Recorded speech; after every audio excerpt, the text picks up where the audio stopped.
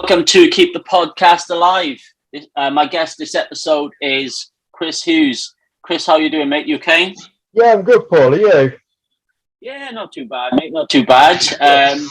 Been a little while since I've had one of these out. Got to be at least a month, 6 weeks now. So keen to jump back into it. I put something out over the sort of bank holiday weekend. So I had a few people, including yourself, message me to come on. So hopefully we'll get a couple of these out over the next couple of weeks. So yeah, how you keeping? Yeah, I'm all right. Bit warm, but I'm all right. Yeah. Enjoying this nice weather. We can't complain. We'll be complaining when it's too cold next week. I know. Yeah. This is a week of summer now, isn't it? This. Luckily, I'm off on my holiday in July, so I'll enjoy this week and then start off abroad. Nice. That's all right. That's ideal, isn't it? Obviously, we got the Phonics gig before that. Yeah, Saturday, isn't it? Yeah. It is. Nice. So yourself, tell me a little bit about yourself. I know you're a singer-songwriter and you've been in sort of a band for a little while. Tell us about yourself. Yeah, that's pretty much it. I've basically been, I'm currently writing my own lyrics and melodies. I've got a songwriting partner as well who writes the tunes and then emails them over to me. I go along the lines of the storytelling if I can. In some cases, sometimes it's impossible to do that. But yeah, it's something completely different, and it certainly gets the grey matter going. Definitely. What sort of what genre of music is it? Is it kind of down the line of Stereophonics, or? Yeah, definitely. Yeah, it's definitely probably indie Britpop, bordering on rock, really. It's those three genres, really. Awesome. You did say you were in a cover band at some point, weren't you? I did. I used to be in a covers band, and then pandemic hit, and yeah, I just got bored of it. I thought if it's now or never, really, to write my own songs. So I thought, right, I'll get out whilst I can, whilst the gigging stopped. We're not really rehearsing either. We're just firing ideas to each other via WhatsApp links, and so you kind of think, you know what, I don't want to do other people's songs anymore. I kind of want to do my own. I've got all of this almost like a back catalogue of lyrics that I just want to put to things. I work in customer service, and I have done for years and years. So you meet all these different people and all these different characters, and then you can kind of put a story to each one of those without really talking to them or without really getting to know them that well. You can kind of put it in your head what you want them to be, almost. Particularly with when you're writing a song, it's pretty good when it's like that. Yeah, of course. And it's almost like, Kelly did exactly the same when he wrote Traffic. I think he had this picture of this person and all these, I guess, questions, where are they going, what are they doing, kind of thing. So I get what you're saying there. Did you when you were covering, did you do much of the Phonics?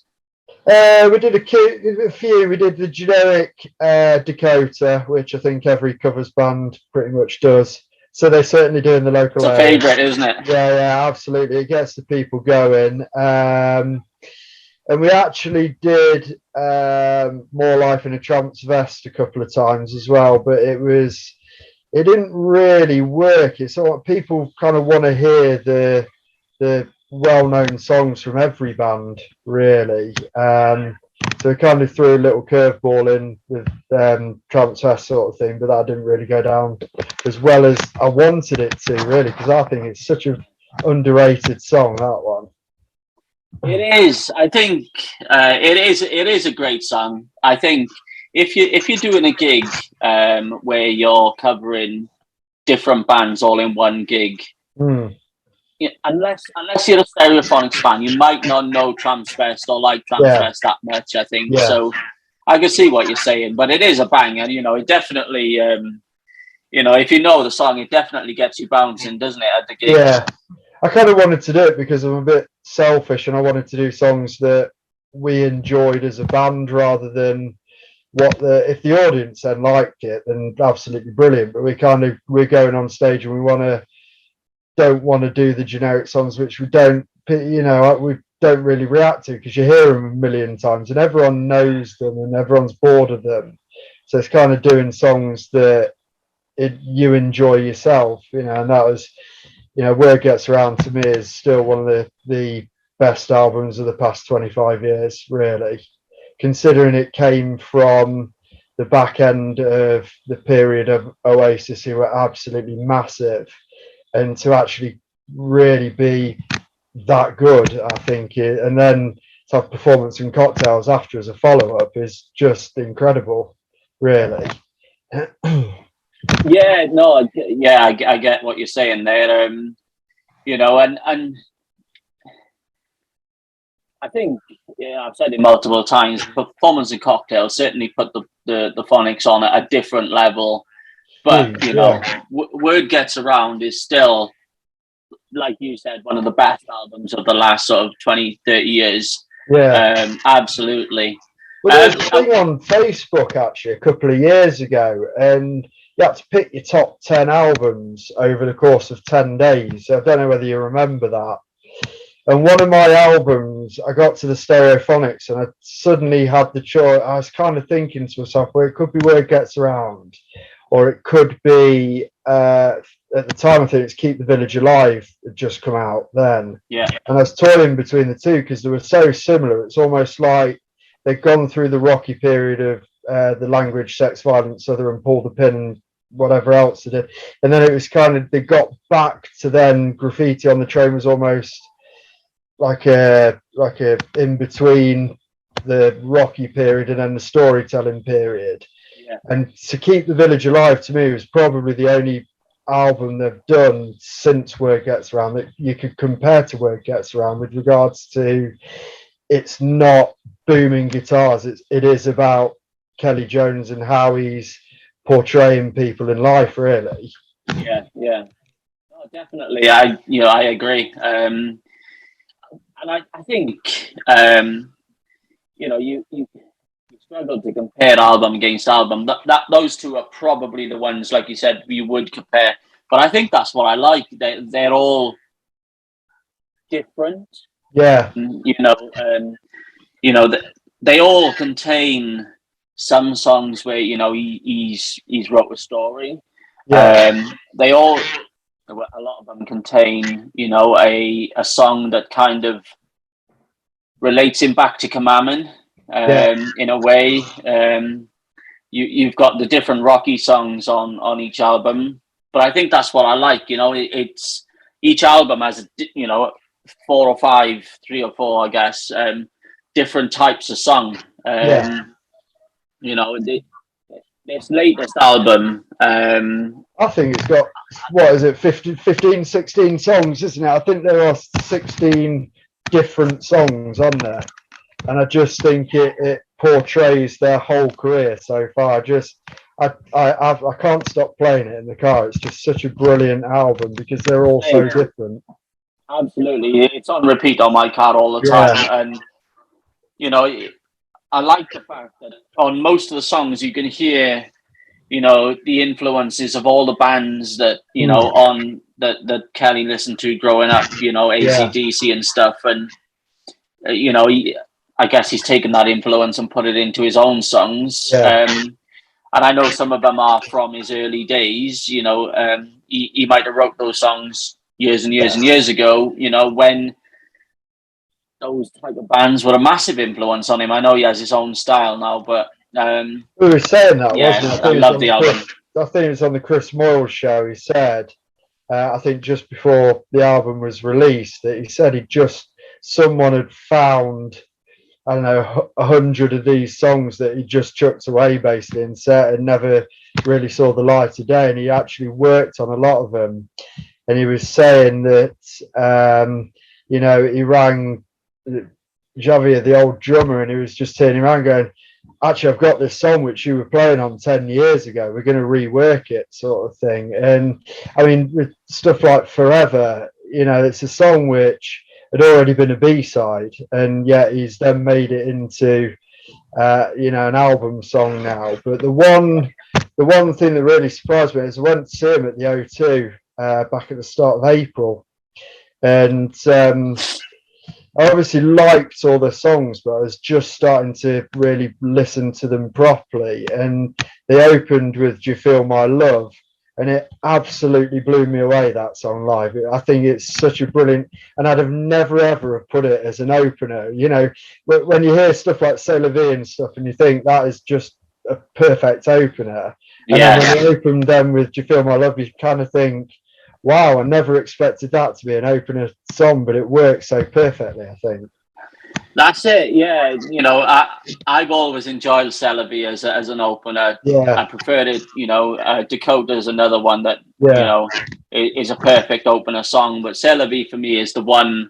Especially that when that guitar goes at the start. It's literally everybody goes, but just know it straight away. Yeah. It's the. Do You Feel My Love? Like you said, it wouldn't be an opener to me. I don't think it's kind of normally you'd want to open with a rocky song, wouldn't you? But it actually worked really well. And I heard first time I heard it really, them playing it live was on the Radio 2 Piano Room a few weeks before that. I thought around about that time anyway. And they did a really stripped back version of it with the orchestra. It was orchestra, yeah. And it was just mesmerizing to watch that. I mean, those three songs that they did, it was Graffiti on the Train, and also I remember Simple Man, wasn't it, the cover? And I was just for 12 minutes I was just watching this video going, wow, that is how you do it. Even after 25 years, you've just not lost it at all. But that version of "Do You Feel My Love" was incredible. Yeah, it was. Yeah, completely different to the different to the album version. Yeah, but still incredible in its own way. Yeah. So take me back to the start of you and Stereophonics. How did you come across Stereophonics? I was a teenager in the mid-90s, and it was the Britpop era. So Oasis, I think, had just played at Nebworth. And it was the first gig I ever went to, that was, which is an unbelievable first gig to go to. And it was just after that. So I was listening to Radio 1. John Peel was obviously massive at the time and with bringing in new music and stuff. And I heard a lot of people say, I heard Local Boy or Thousand Trees first. I actually heard a demo of Looks Like a Chaplain first. And it wasn't necessarily the song that captured me, but it was the storytelling, because it reminded me so much of Eleanor Rigby by the Beatles, with that, that one person in that one solitary situation. And obviously it was before the time of the internet, so you couldn't do any research on following up these bands, so you had to then wait until the next thing came out. And I don't regret, because I can't help when I was born, but I really wish I'd have been born 5 or 10 years sooner, because then I could have gone down to Wales and actually seen them when they were first starting out, because I did it with this band called Athlete, which started coming around in the early 2000s, and I did it with them when I was about 20. And I was really pleased that I did it, that I saw their progress right through, and it's Kasabian and so. And I really wish with the Stereophonics I'd have done that thing, because by the time Performance and Cocktails came around, it was obviously their second album. I was then able to go to gigs and stuff like that and travel wherever around the country to go and watch them. Yeah. And amazingly, I'll never forget this, the day of the Morpher Stadium gigs, which I went to, was the day my sister was born. In fact, incredibly, yeah. So I'll always remember. Stereophonics have been such a huge pinpoint in different parts of my life. But yeah, that was the one thing that she was she was born on the same day as the Morpher gigs, and I've even got the VHS up in the attic of that gig as well. Still, I like the fact that you still went, even though your sister was born on the same day. I didn't know what was going on. Yeah, I didn't know, so I was just like, I'm off to Wales. See you later. And then it was only the following day when I got back, I was like, I've got a new sister. Shit, okay, let's go and visit. That must have been one of the best days of your life. It was really weird. Yeah, it was a really weird one. But yeah, because I knew nothing until the following day. It was so strange. But yeah, it's quite funny. But yeah. That's mad. I mean, I've got a similar thing with my daughter. Her birthday is bittersweet for me because her birthday is the same day as Stuart Cable died. Oh. So it's always a weird day for me, you know. Yeah. But you know, it is what it is, I guess. So tragic, wasn't it? That it's just such a character more than. I mean, he wasn't necessarily the greatest drummer of all time. He was a brilliant character, though. I think it's just. I think that's what made him even more. It didn't make him a better drummer, but I think it's what people liked about him. He was such a likable person, wasn't he? I've spoken to a lot of people since he's died with regards to the band and stuff, and I've never met anyone that didn't like Stuart Cable's character. He's just had such an infectious personality about him. I remember hearing it on the news, and there's not many celebrity deaths where it kind of stops you in your tracks, but that one kind of was like, oh wow, I wasn't expecting that. That was just crazy. Yeah. I mean, I remember it vividly. I was working for Vodafone at the time, and I think I saw it on BBC News on the internet, and I was like, I need to go home. Yeah. And I literally had to leave work. I was like, and people were like, what? And I was like, listen, you just don't understand. Yeah. You know, it's like, even though I'd never met him properly, it's almost like you lose a friend. Yeah. Because he has that impact on everybody. Yeah, that's right. You know, so I was the same when I first heard that he'd left the band as well.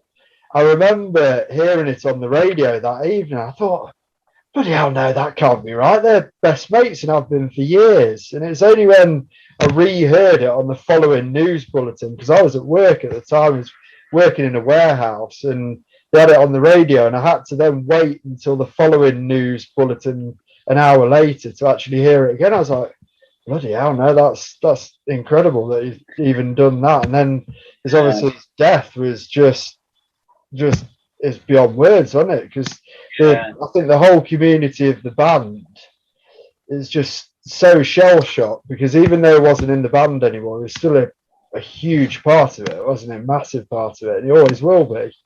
That's it. And I think you know, it was horrible hearing and reading you know, the back and forth between you know, whether it's him and Kelly or just in the news, you know, that they had this falling out and they don't like each other. And it kind of made up, didn't it, at the end? Yeah, and I'm glad they did. And you know, seeing Kelly at his funeral and how much he did mean to him, even though they had their you'd hear that they had their problems. It was nice to see that, you know, there's no resentment, and you know, the song that he wrote for him, just beautiful. Was just beautiful, wasn't it? That, absolutely stunning. And even now, when I listen to it, it's still got so much meaning to it. Because funnily enough, I'd actually, I was in the studio back in December, and I was writing a couple of songs with my brother. And I wanted to. It was, my dad had taken his own life back in 2019, so I kind of was still quite raw for me. So I wanted to. So we'd written this one song. It's called "Take Me Back," which is about living life in a town as a teenager, you know, back in the mid 90s. And then the second song we did was quite a ballad, and I kind of wanted it to be along the lines of the song that he'd written for Stuart Cable. And even now, we're just starting to rehearse it live now because we've got gigs coming up in the summer. And even now, I'm still thinking that that's the catalyst of this song, basically. So even though it means something to me because it's my dad, that I'm still remembering where this song actually sprouted roots from. So it's quite it's not it's quite a powerful song, I think, anyway, without it ever being a number one hit and without it ever, being the best song of all time. It stops people, and that, I think, is a brilliant songwriter, when you can stop people like that.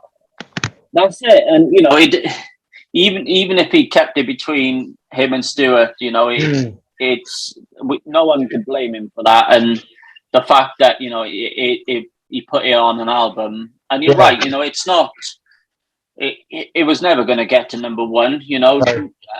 People, I guess, it's not a song you would go to listen to unless you knew the story and stuff behind it, because it's not a song the radio would play, I guess. Yeah. I guess where it's coming from, because sometimes as a songwriter, you just write these things from quite a selfish point of view because it means something to you. Now, if it means something to other people, or they know the backstory, can relate to the backstory, it then starts gaining momentum of how much it means to other people. And this is kind of what I'm learning from people like Kelly Jones as a songwriter, is you've almost got to be a little bit selfish of what you write about, and then if it don't mean anything to anyone else, it doesn't matter because it's got that meaning to you. But then if it does, then that's great, and people will sing along to it and stuff, and that's brilliant. And I think because so many people can relate to Stuart Cable as a person, not only as a drummer, they can then automatically see the love that they had between Kelly and Stuart as bandmates, as friends, as almost like brothers almost, really. Yeah. It then kind of means that's it. And that's all it needs to be, I guess. And hopefully, yours for your dad will get to see the light of day, and people will relate to that, because I guess, especially nowadays, in terms of, people talking about their mental health and stuff, it's quite, it probably the most talked about kind of cause of death at the moment, and the most common, I guess. So a lot of people will be able to relate to that, so hopefully it will see the light of day, your song, and it could have the same impact on some people's lives. It kind of has. The first one I released on my own was along the lines of Some Might Say by Oasis, and it was kind of, I really, really pushed that. But then with this new song, Miss You, it's called, I kind of don't want to push it because it's so personal to me. But if people do pick it up, then great. But if they don't, doesn't matter, because it means it's got a meaning to me. So it is one of those that if you want to go and listen to it, then great. But if you don't, then I'm not going to lose any sleep over it, really. Yeah, and that's it. And like I said, no one would have held it against Kelly if he did that for the song for Stuart before anyone knew our name. You've sent me a couple of links to your YouTube channel, haven't you? Yeah. So what I'll do when I put this out on my YouTube channel, I'll put those links there so people can go and listen to your music as well. Yeah. So you said, obviously, looks like Champlin, your first song. So you were a fan of the band quite early on. Yeah. What's been your favourite gig that you've been to? I know you said you went to Morpher.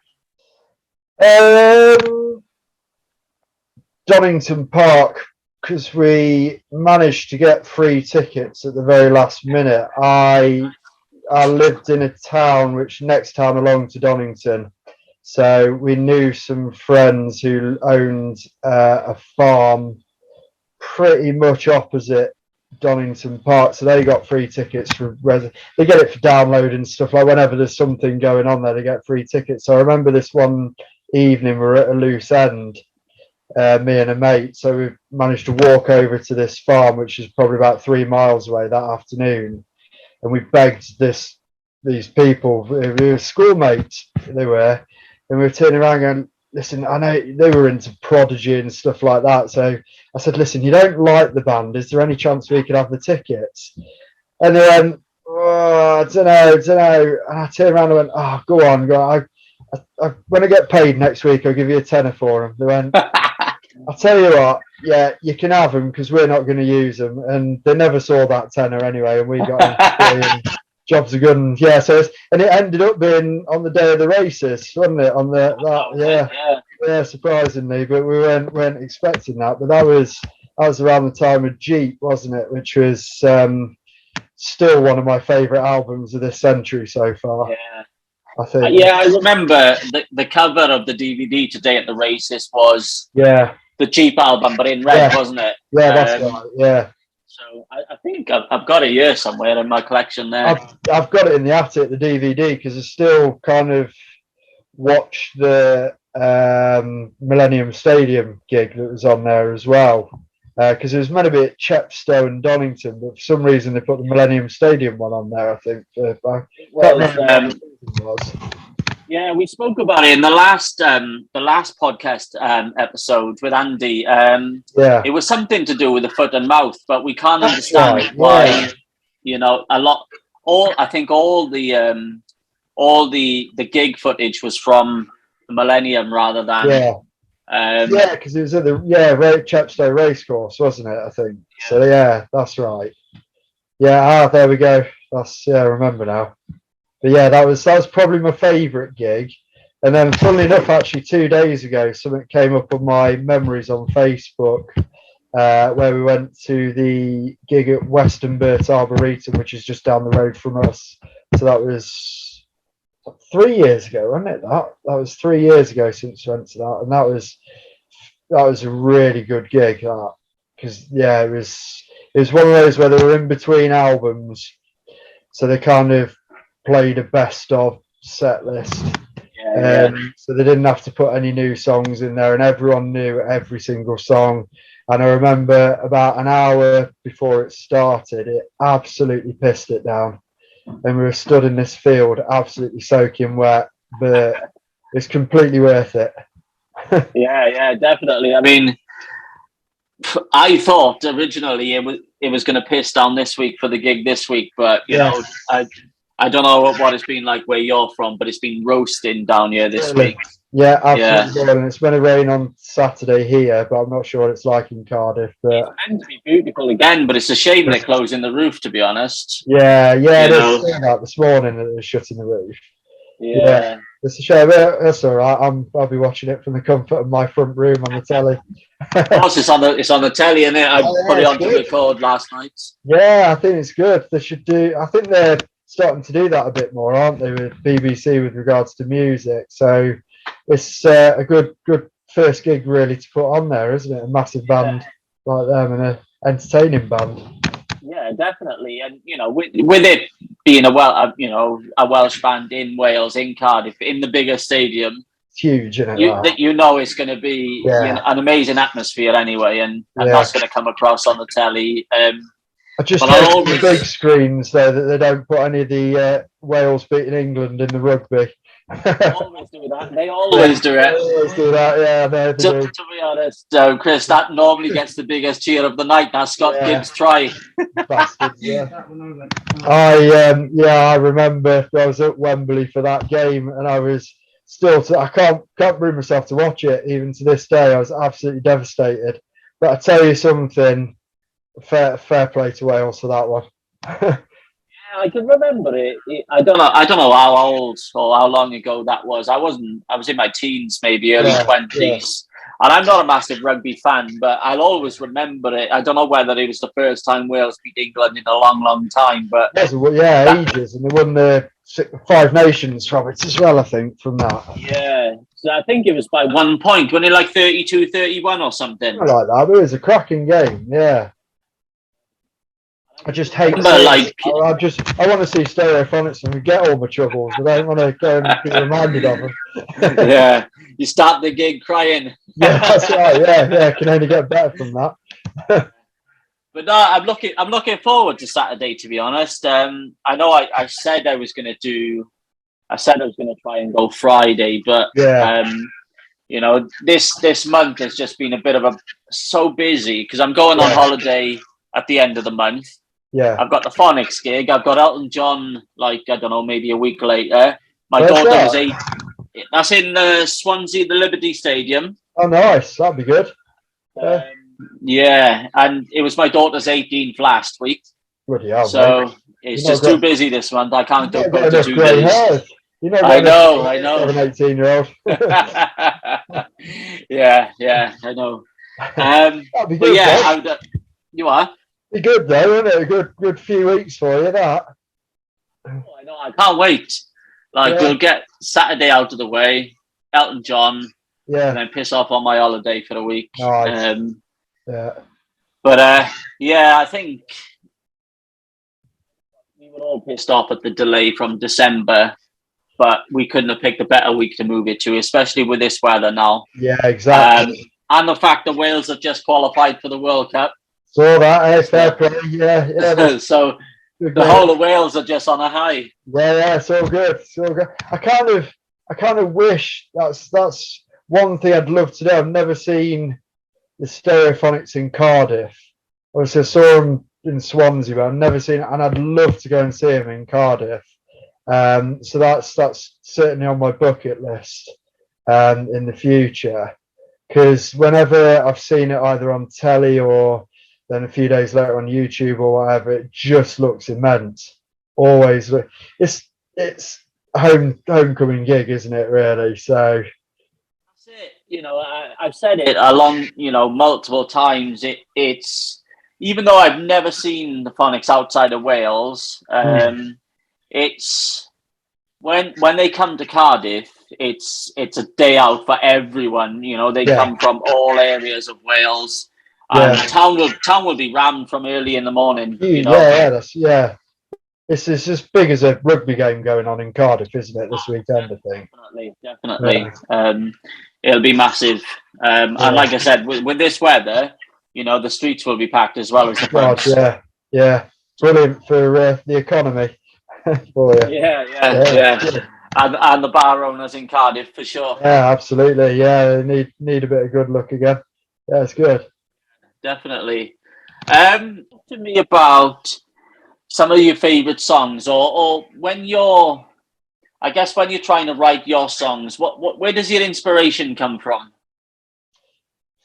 It comes from all different places. I mean, my favourite phonic songs are Graffiti on the Train for me, Indian Summer, and Fly Like an Eagle.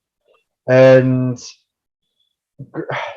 it's really weird because Indian Summer, I think, is just a brilliant song. There's no real meaning for me, or there's no real link to that song for me. Graffiti on the Train defines songwriting for me. And I heard it wasn't until recently that I heard the backstory of that he was like sitting outside his window at home or whatever, and he just saw these kids walking by or whatever, and then he ended up writing a song from that, and it was quite a bittersweet song, isn't it? It's quite a tragic song in some respects. And then Fly Like an Eagle, because it was released around the time that my dad died, so that's got meaning to me. But oddly, I never, apart from really one or two songs off the Language, Sex, Violence, Other album, the one that really sticks out for me from that kind of era is actually Deadhead, strangely, because I think it's too rocky for me, that kind of era, but I listened to it. But Deadhead, I thought it was such a brilliant song as well, and no one really chooses it. Everyone seems to forget that kind of, apart from Dakota and stuff like that, they kind of forget, and Superman and stuff, they kind of forget the rest of the songs. Yeah, of course. And I mean, at the moment is probably Right Place, Right Time.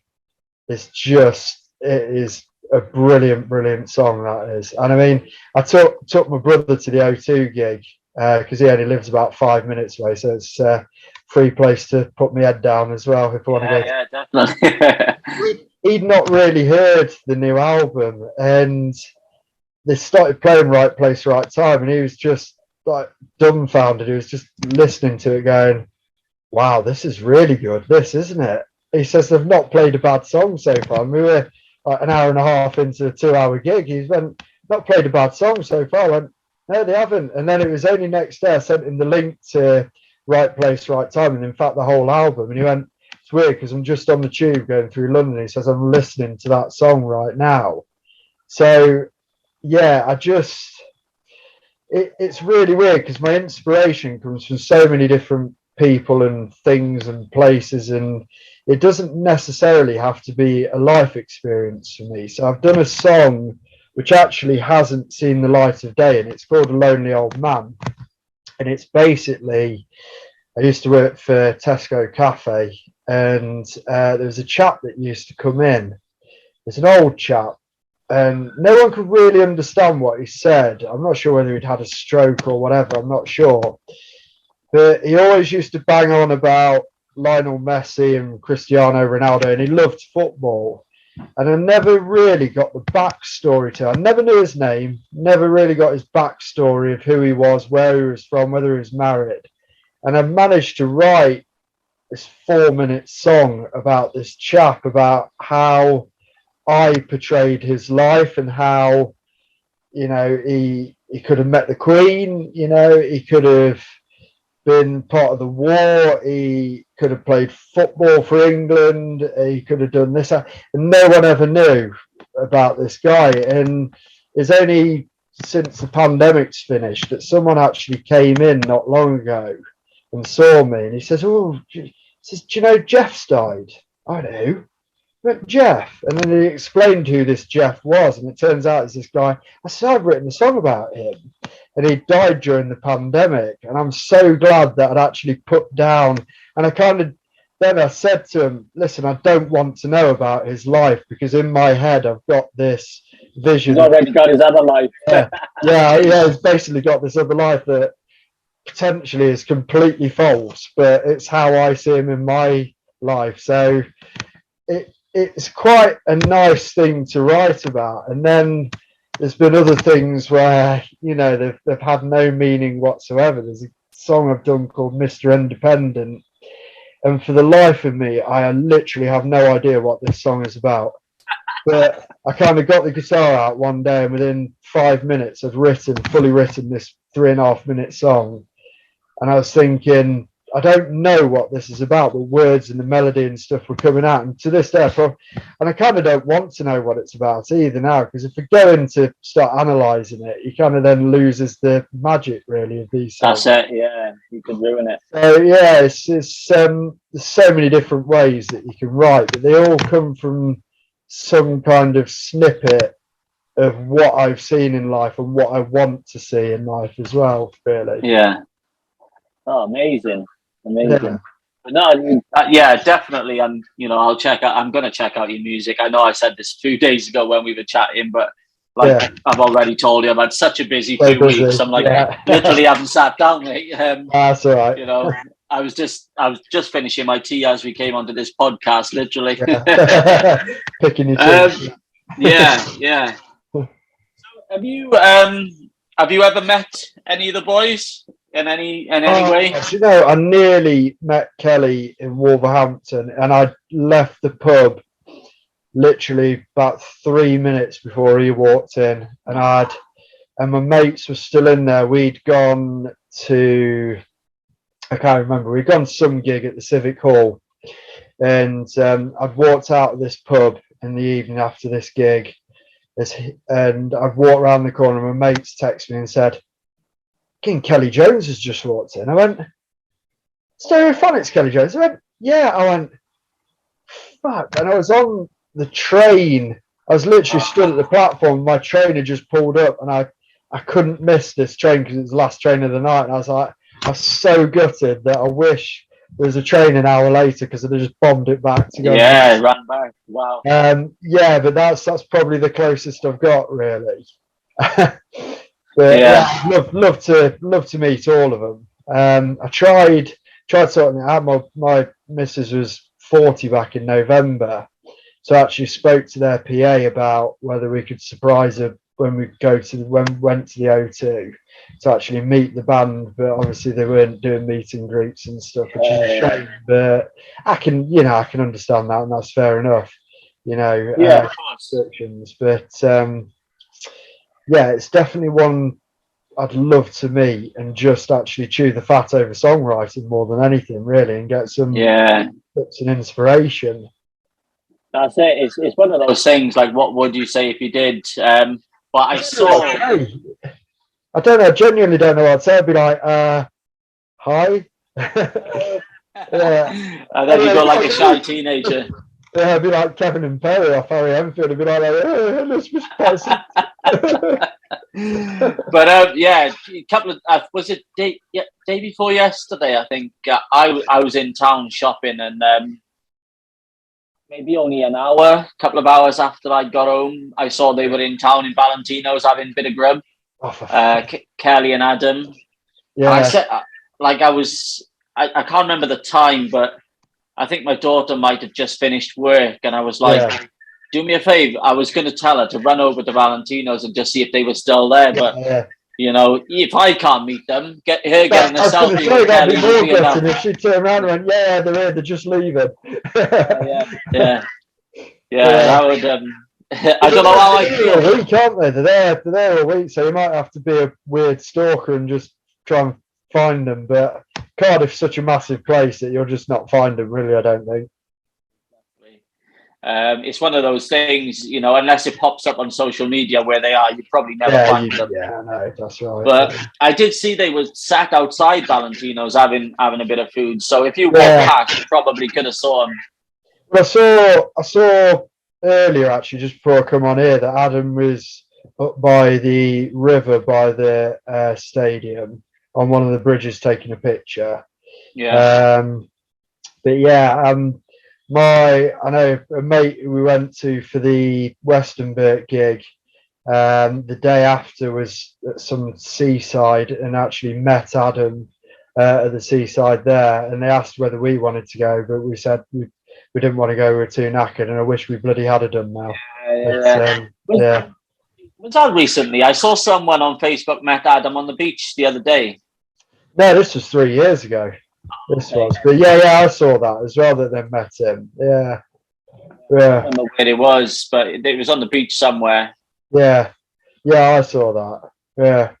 But no, I think it's just sod's law that I think I'm just destined in life never to meet these people that actually mean a lot to me, So all these massive songwriters, whether it be Paul McCartney, Noel Gallagher, Kelly Jones, whatever, I don't think I'm just destined to ever meet them.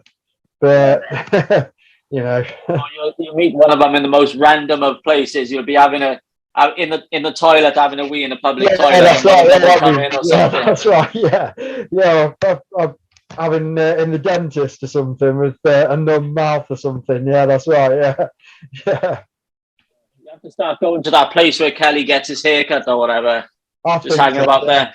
It's a long way to go for a 15 quid haircut, though, isn't it? Really. I don't think he pays 15 quid. That's true. Yeah. I think when the guy put on his Instagram that he was cutting Kelly's hair, I went on the website and I'm sure it's something like 95 quid. And I'm like, would I pay 95 quid to have my hair cut just to be sat next to Kelly Jones like the as is? Maybe. No. Yeah, probably would actually. I'd just say, no, just don't take anything off. I'll just sit here. I'll sweep up for a bit if you want, whatever. Yeah. A bit of work for him, yeah. What's your backstory to it all, really? My backstory to it all was, I guess, I was into. I must have been about 13. What was I? 13 when the first album came out in '97. And I wasn't into a great deal of music. You know, I just heard what was on the radio at the time in my house. Yeah. You know, I think I can vaguely remember, you know, people got a lot of airplay on the radio at that time. And it's horrible, wasn't it? And then, you know, I don't know, she'd be out in bingo or whatever. So my dad would have his, I don't know if they had vinyls or CDs then, but you know, he would play his sort of stuff like Pink Floyd was a bit, you know, my dad used to listen to a lot of Pink Floyd when he had control of the music in the house. Nice. So, but I was never massively into music, and I think I was in school and one of my mates was like, you know, told me about this band Stereophonics, and I was like, mate, I'd never heard of them. I don't have a clue who you're talking about. So he told me their backstory, where they were from. So my high school, I think I was in year 7 or 8 then, first couple of years of high school. My high school is, I don't know, I'm going to say 2 miles. It might be 3, it might be, you know, 4, but from Camaman. Okay. So really close to Camaman. So I was like, oh, okay. So literally just down the road kind of thing. I didn't know where Camaman was at that time because, you know, yeah. And, you know, the things that Kelly talks about, you know, a dead end street and you know, there's not much work there. That's exactly what it was all through the valley. So, you know, I'd never been to Camaman. I didn't know where it was. You know, you know, we really went outside our village, but if we did, it was, you know, 1 bus every hour that will take you to Aberdare town, and you come straight back down to our village, which is a bit further down the valley than Camaman, Mountain Ash. So I'd heard of it, but I'd never been to Camaman. I knew it was really close to the school and stuff, and obviously Aberdare. And then a couple of days later, he brought me in this cassette, and he was like, have a listen to this. And I listened to it, and I had it on repeat for days and days and days. And I think I was living with my nan at the time, and I was playing this cassette, and all of a sudden my nan starts singing along to one of the songs. And I was like, what on earth is going on here? Like this band that I've never heard of, my nan is singing their songs. So basically it turns out one of these songs was Summertime. Which my nan explained at the time was a really old song. I can't remember who sang the original now. But she was singing it. So she would always say, oh, Paul, put your cassette on. And we'd listen to it together, me and my nan, believe it or not, you know.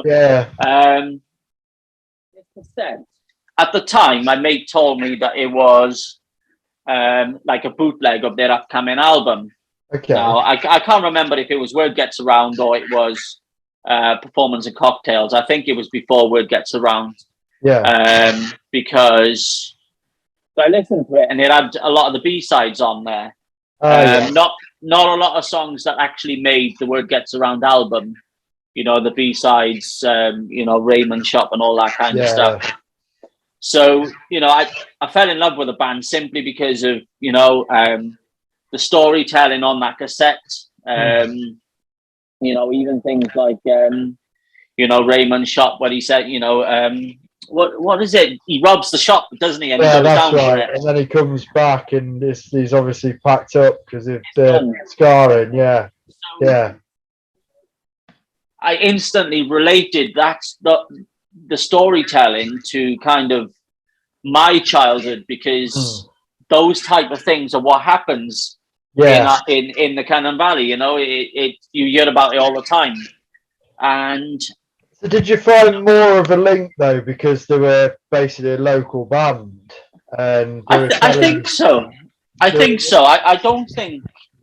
don't know if I would have kept up the you know, the listening to them and loving them as much as I did if they were from somewhere else, to be honest. You know, because, you know, local boy, we heard about that in the paper.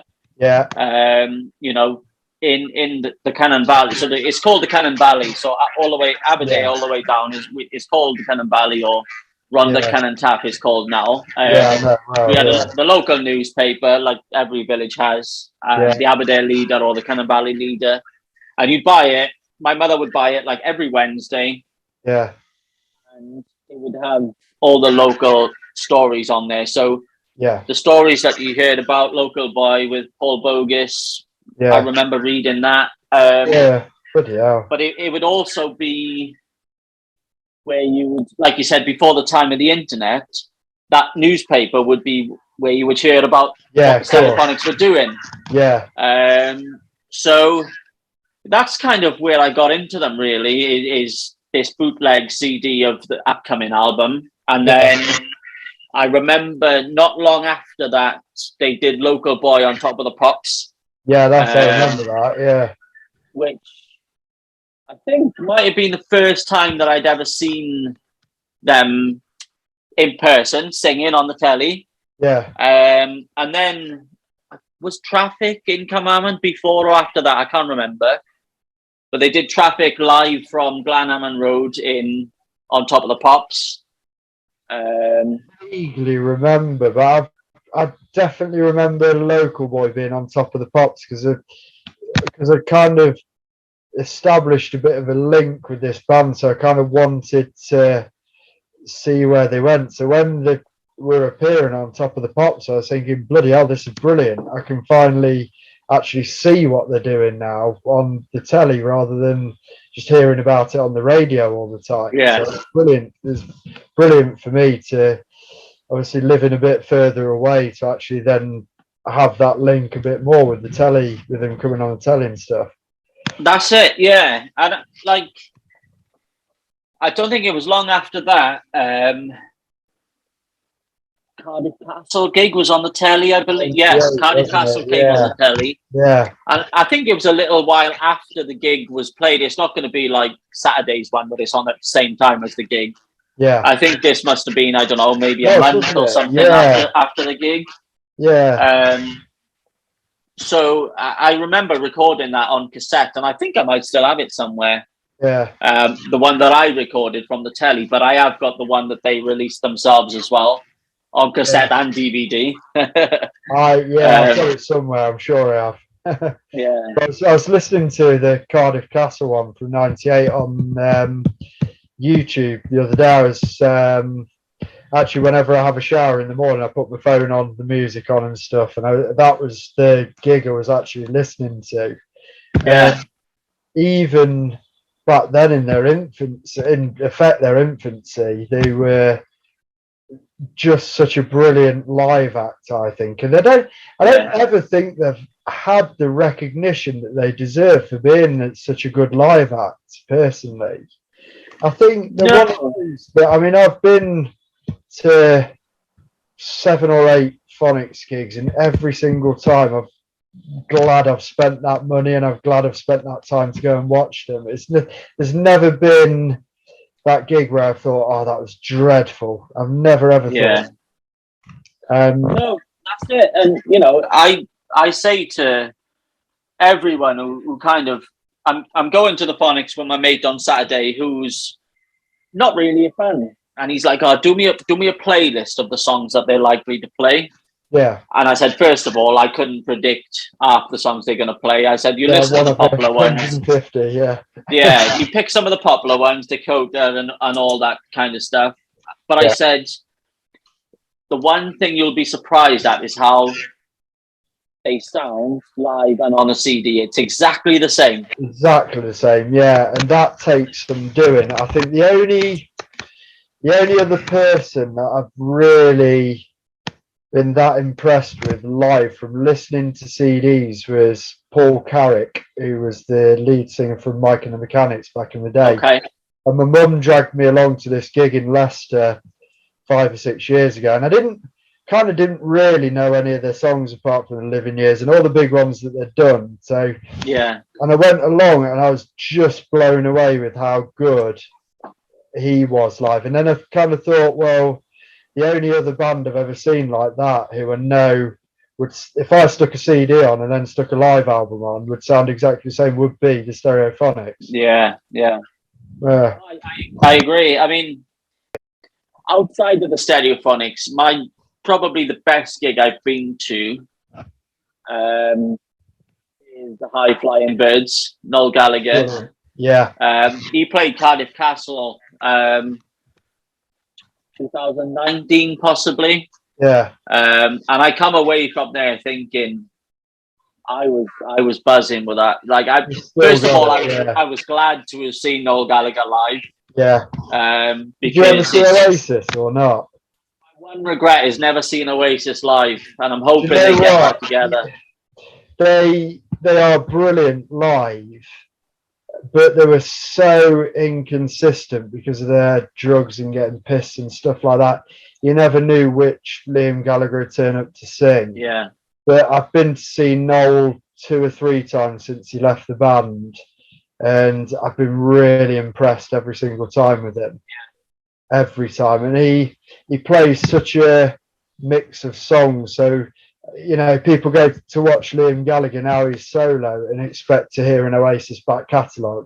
Yeah. Whereas with Noel, you kind of want to hear his solo stuff as well as a few Oasis songs as well.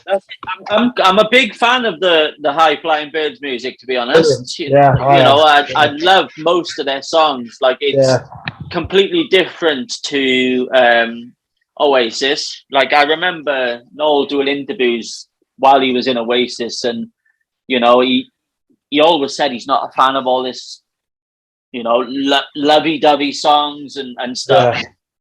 But the High Flying Birds is kind of, he does talk about love, in a few of his songs. It's like different, isn't it? Yeah, he's mellowed out in his old age. Yeah, that's right. Yeah, because he's now about 55 now, I reckon.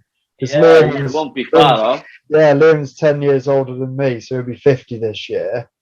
Yeah.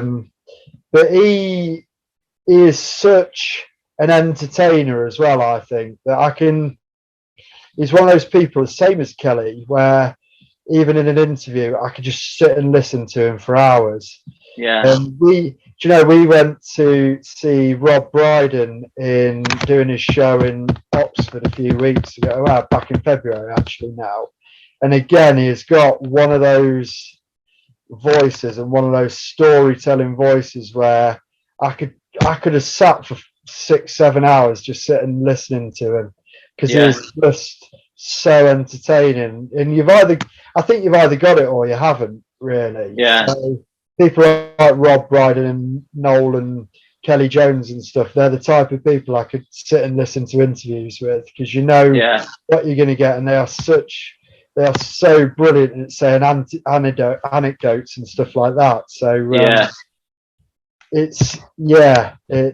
but no, Noel Gallagher, I think I kind of be disappointed if him and Liam actually made up and got Oasis back together. I think that boat's now sailed and they're both off doing their own thing.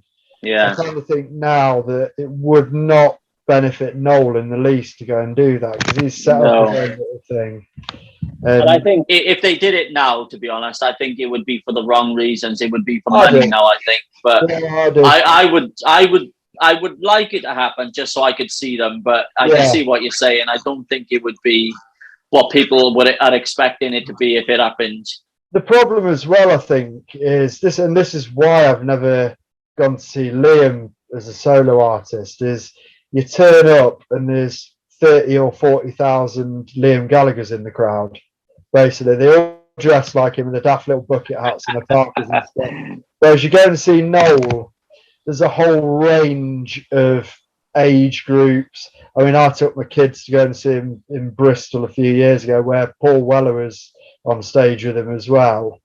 And, it ranges from everyone from 5 years old to 70, it is an age range. Whereas I saw bits of the Nebworth gig that Liam did, and I just thought, it's just 200,000 Liams in the crowd, basically, is what it is, and it kind of ruins it a little bit for me. Yeah, well, he's playing Cardiff Bay in September, so I'm gonna try to go to that just so I can say that I've seen them both. Yeah. But at the Cardiff Castle Noel Gallagher gig, he did say like, what did he say? He said something like, looking at the way most of you are dressed, you want some Oasis songs. So I think he pointed up all the Liam Gallagher's in the crowd. Yeah. But it's always been the case. I've saw him a few times, and every single time I'd be stood with the person either side of me with a bucket hat and a parka on, thinking they're Liam Gallagher and singing up like that, and you're there thinking, just don't bother, mate. Honestly, you're here to see a gig. But I tell you one gig that I've been to over the last 5 or 10 years, which has blown me away, and that's going to see Coldplay live. Whether you like their music or not, the show they put on is something else. I've never seen anything like it in my life. You don't necessarily have to like any of their songs. It probably helps if you like 2 or 3 of them, perhaps actually. But I mean, I spent 70 odd quid to go and see him at Wembley. Was that 2016 maybe? And it was brilliant. It's such a good show. It was more of a show than a concert, I'd say. And I kind of prefer that nowadays. And Stereophonics are kind of getting a little bit like that now, where they're actually putting on a show now. Yeah. And it makes it so much more entertaining. I love that kind of thing anyway. But yeah, it was unbelievable, the lights and the pyrotechnics and stuff like that. They do a lot of that, don't they, Coldplay? That you get these coloured wristbands. I think I've got a couple of those wristbands in my drawer somewhere. Yeah. My sister-in-law went, and she FaceTimed me from the gig, and you know everybody was having a ball, and I think they had these big luminous bouncy balls floating on the crowd and stuff. And we're going to see them in August, and I think they're the type of band where they're a sensible person's band, aren't they? Coldplay. Yeah. Whereas, you know, you get Noel Gallagher and the type of people that go are the grown-ups.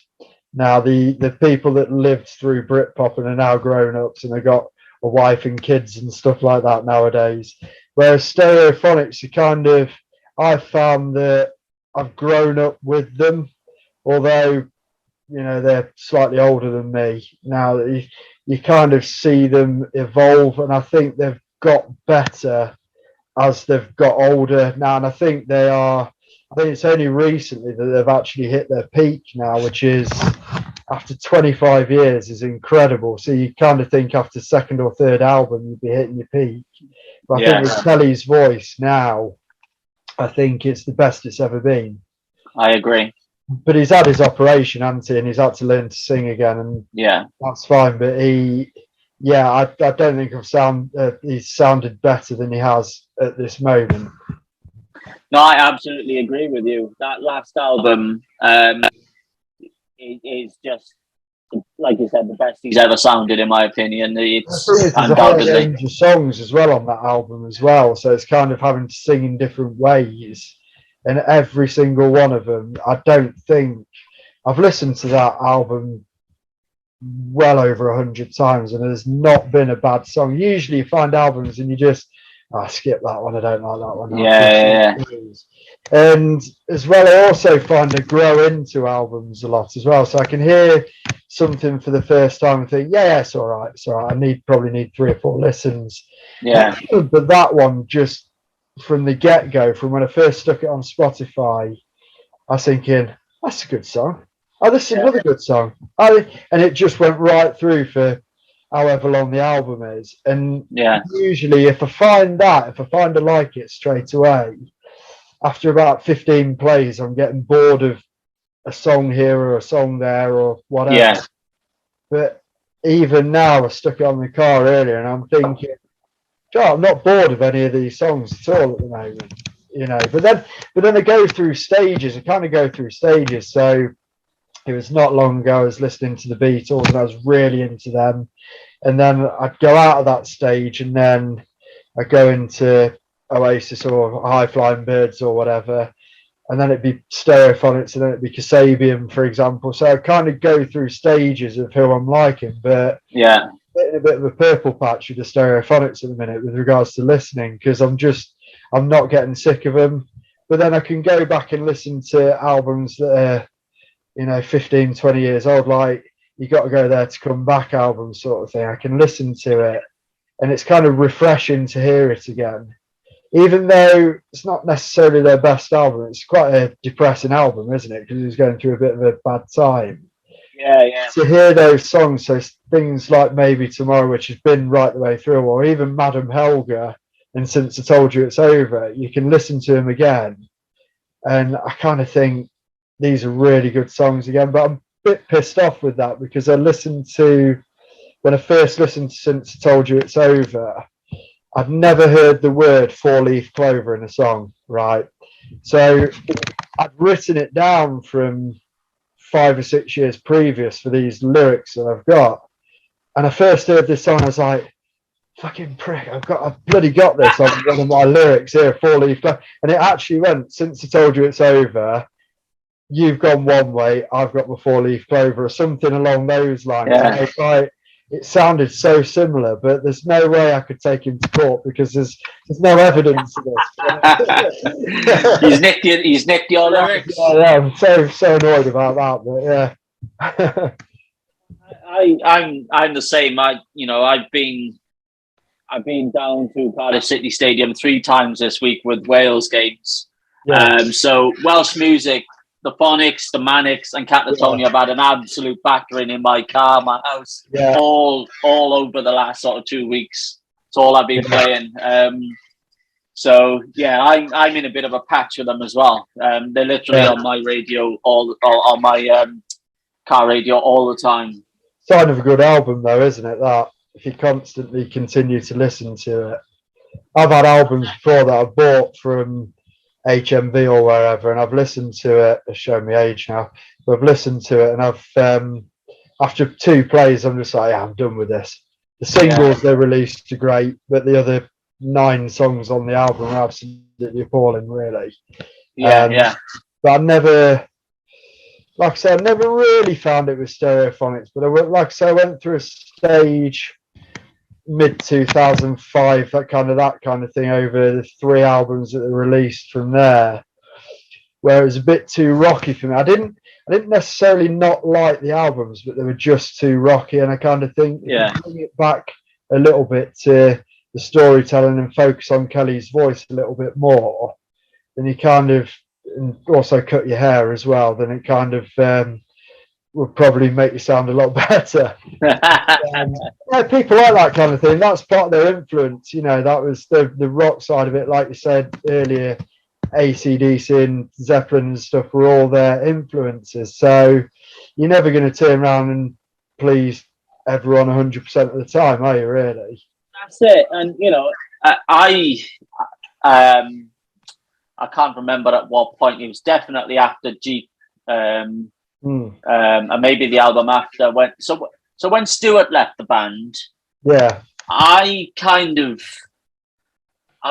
broke up with the band as well for a little bit. I had things going on in my life at that time, round about that time. The breakup of a long-term relationship, and then a couple of years later, my daughter was born.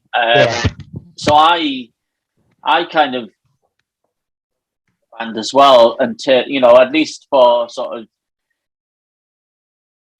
albums before I kind of picked up the albums again, the CDs again, and started to listen to them, and then went back for the albums that I missed. And I think I don't go back to those albums very often, so I don't even have a very good knowledge of those albums, simply because I'm the same. It's not my favorite time in my life.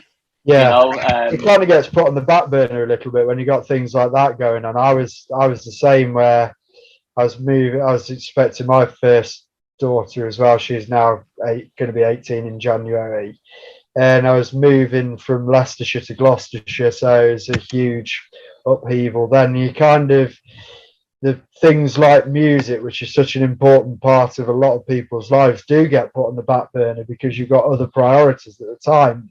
And once everything, like you said, once everything settles down, you almost have to go back to them again just to see what you've missed in the first place. And also, as well, you might have missed something quite good.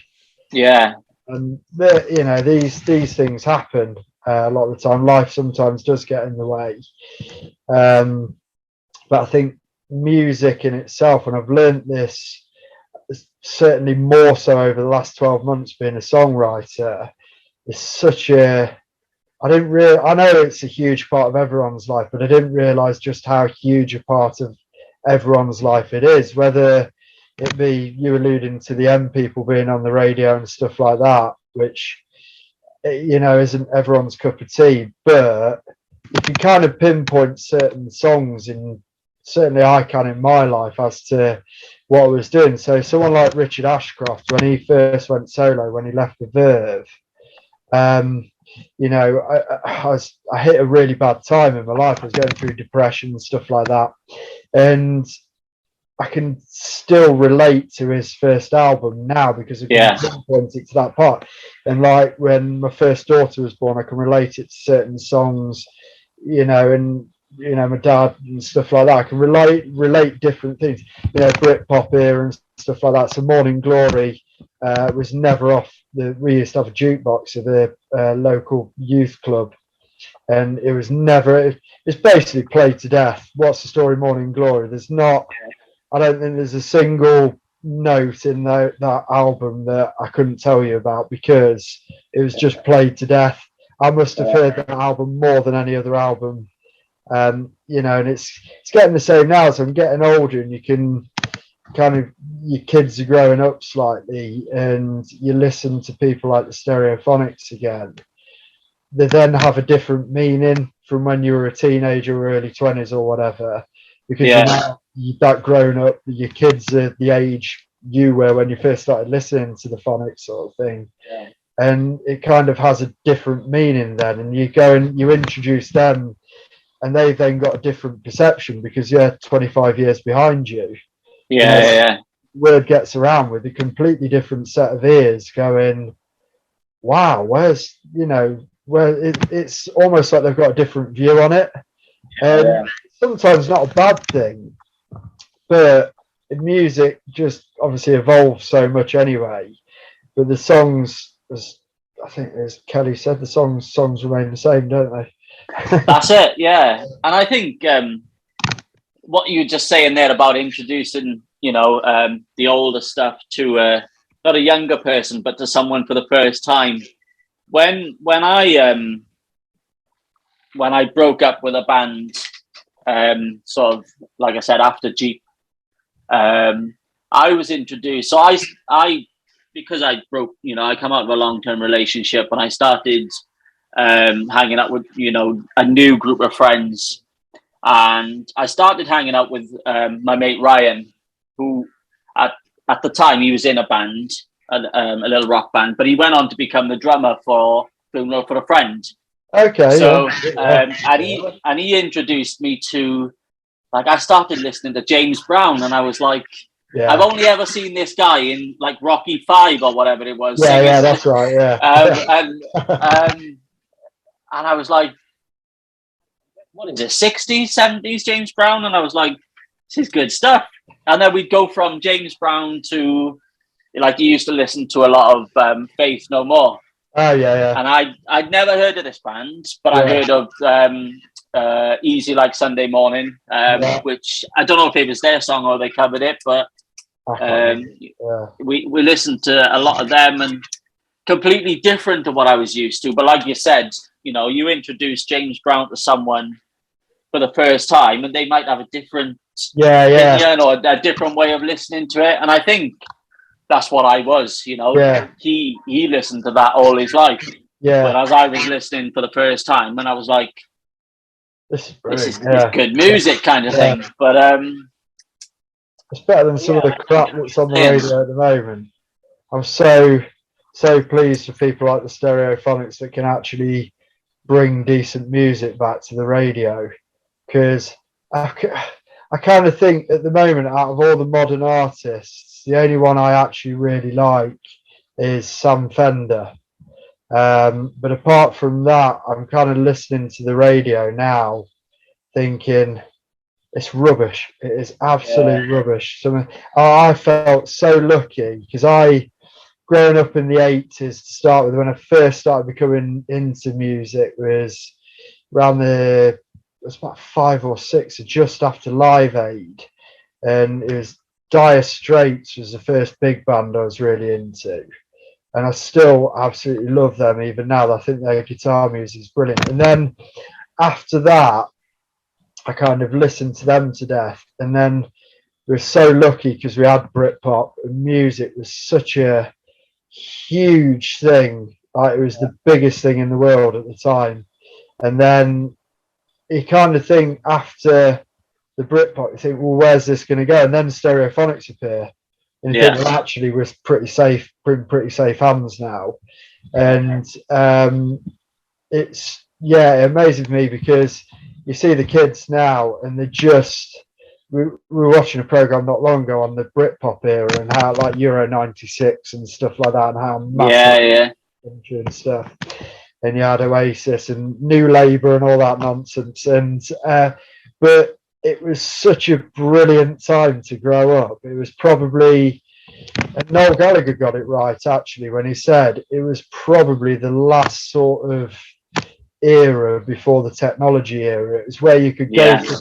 I don't know, I've not seen the Nebworth documentary yet, but they were saying he was looking at it and he was editing it and stuff, and he was saying it was the last gig where no one was stood behind a phone watching it. Yeah. And it was. I get what he's saying. You know, a lot of people, they watch gigs through their screen now rather than through their eyes, kind of thing. Because we went, like I said, we went to the O2 back in April.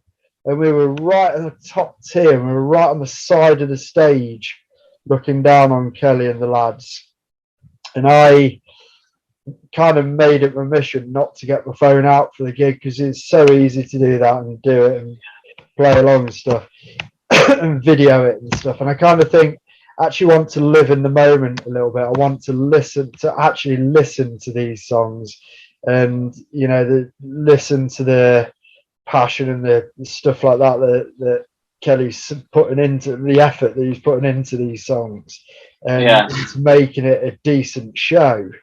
And, you know, these people around me with their phones out and stuff, and you kind of think, I kind of feel sorry for you a little bit. I mean, I've done it, don't get me wrong, I've done it with kids and stuff, we've all done it, you know, but it's getting to the point now where I'm thinking, actually, I just want to, if I've spent 50, 60, 70 quid on a gig ticket, I actually want to see the gig. I don't want to see it through a screen, because I could just switch on YouTube, or I can switch on the telly, sort of thing. So I kind of enjoy it more now. And it's ever since Noel Gallagher said it was probably the last sort of era where there was no phones and people were in the moment. And I'm kind of making it my mission now, when you go to these things, to actually just leave your phone inside your pocket, just watch the gig. And I did it. I got free tickets to go and see Noel play in London. He was doing an album launch, his last but one album.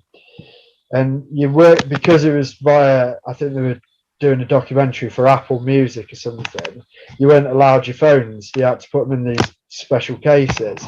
Yeah. It made the gig experience so much better, because people were actually there and watching the gig rather than watching it through an iPhone.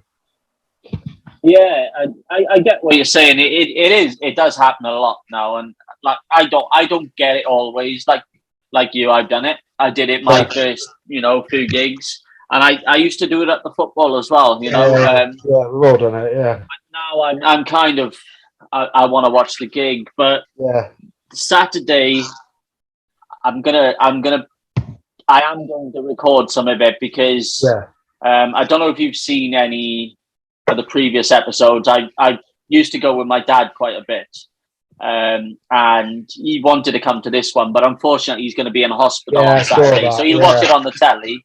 Yeah. But I'm going to make sure I either record some of it and send it to him, or maybe FaceTime him while he's in hospital while I'm there. Just different though, isn't it? It's someone else. Rather than bragging, especially because a lot of people do.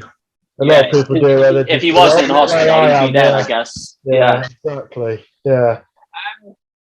Okay, so Chris, we're just about coming to the end. So what I'm going to do is I'm going to put you on the spot, and I'm going to ask you from 5 down to 2, or down to 1, but we'll play your number 1 at the end of the podcast. Your top 5 stereophonic songs.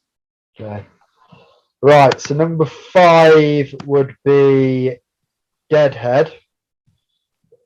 Number 4 would be Goldfish Bowl. Okay. Number 3 would be Maybe Tomorrow, just for the live aspect. Yeah. Number 2 would be Right Place, Right Time. Okay.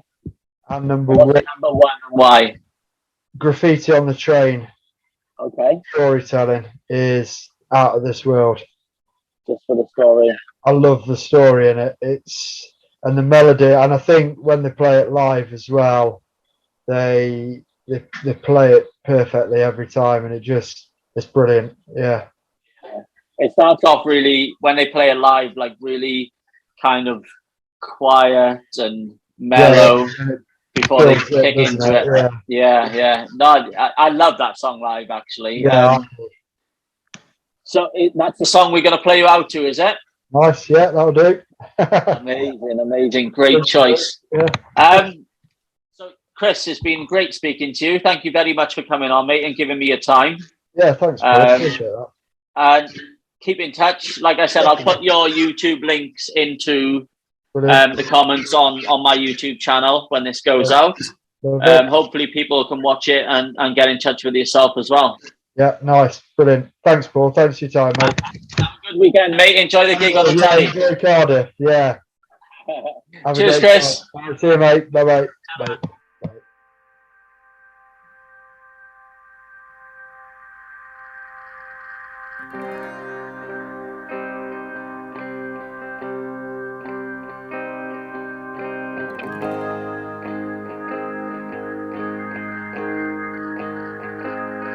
Oh, the graffiti on the train. Oh, the graffiti on the train. Oh no, rolled into her life.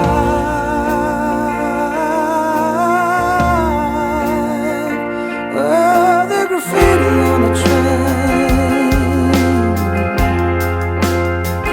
Oh, set aside, he left his lover sleeping. Rain falls, he's drowning in his secret. Wet streets are quiet as a church hall. Last house where children kick the football.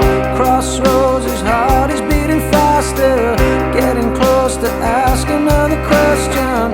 Marry me, he wants to paint the words on the night train. He's hiding with his spray can. Tonight is gonna ride when the pain is done and dried. Oh, come on.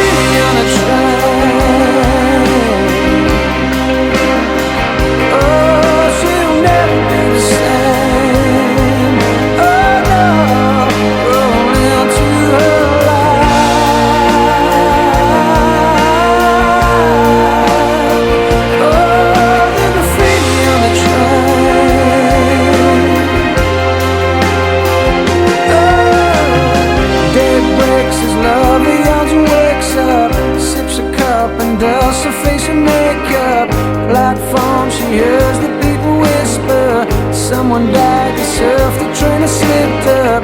Train comes, the coach she's always used to. The doors read, marry me, I love you. Heart stops, ecstatic and suspicious. She makes the call, but he don't pick the phone up. The train sped down the line. It was the last train he would ride.